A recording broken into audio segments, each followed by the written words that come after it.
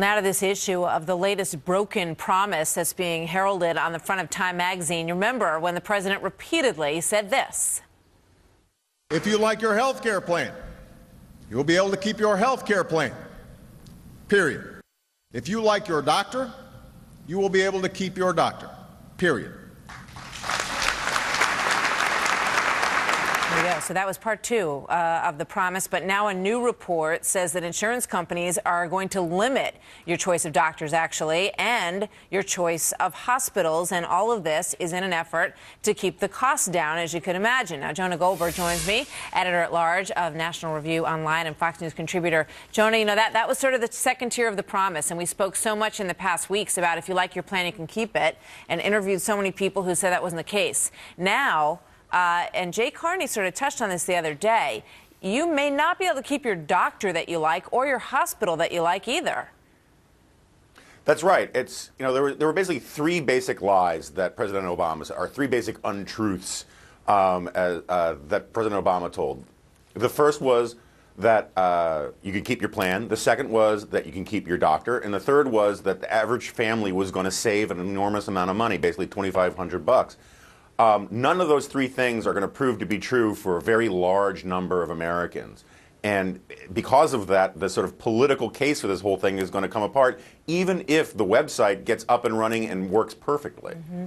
You know, you look at some of these hospitals that are not on the plans or on very few plans, like Cedars-Sinai in Los Angeles, the Mayo Clinic, the Seattle Children's Hospital. Some of these really wonderful American medical institutions are simply not going to be part of most of these plans. And that begs a big question here, Jonah, because is what we're going to end up with sort of a rich medical system and then the poor and middle class medical system? And is that really, you know, what the president had in mind here?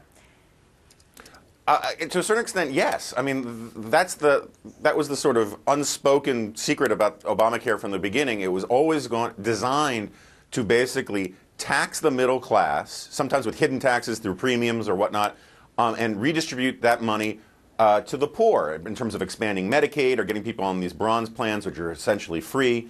And that was the whole point, but they could never say that. Instead, they said everyone will be a winner. There'll be no losers in this thing. And that's simply not the case. A lot of middle-class people who find it hard to pay for the insurance that they currently have are being told you're going to have to pay more for it for things that you don't need in order to subsidize poor people. That is a perfectly honorable liberal argument to make. I mean, that is what liberalism is about to a certain extent.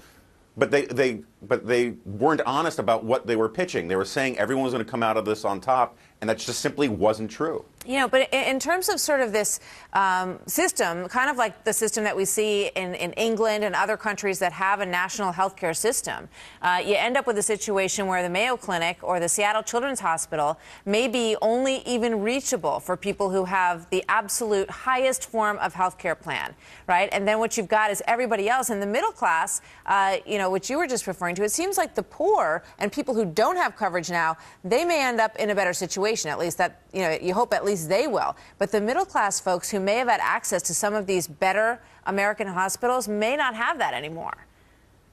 Yeah, millions of people, we're now seeing this unfold, and it's going to keep unfolding, are finding out that they can't get the doctors that they once had. They can't get the kind of coverage they once had. They can't go to the hospitals in their communities that they want to go to. Some hospitals are just simply being frozen out by some insurance plans. And some hospitals don't want to go on the insurance plans. It works both ways. There are incentive structures that are messed up all over the place here. And that's simply because ultimately what Obamacare was about was smashing the existing healthcare system and moving us towards a more state-run version of it. I've always said that Obamacare was always designed to fail. Just wasn't designed to fail this quickly. And so instead of getting this sort of transition towards a single-payer thing, which I think a lot of people wanted, we get chaos, and that may be the ultimate undoing of this thing. What a story. Jonah, thank you very much. We'll see you next time.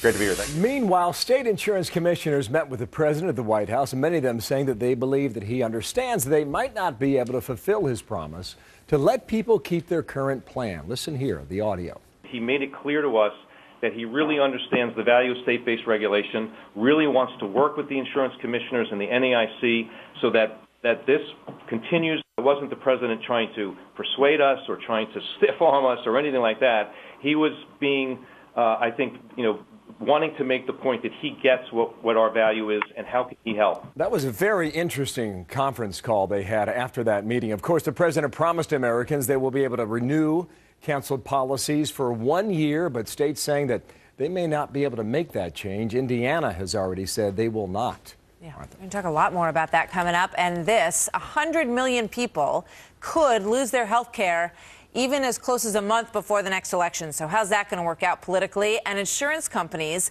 unable to do anything to fix that situation. So what will the president do? We're going to talk to Senator Kelly Ayotte coming up, and we'll get her thoughts on that. And we want to get your thoughts on what we're talking about this morning as well. Send us a tweet at Martha McCallum, at Bill Hemmer, and we'll be watching them all throughout the next couple of hours. And we'll see what you're thinking, and we'll put some of those up on the screen. So we do appreciate that. Like, how do you fix it now? How do you fix Obamacare? What would you do?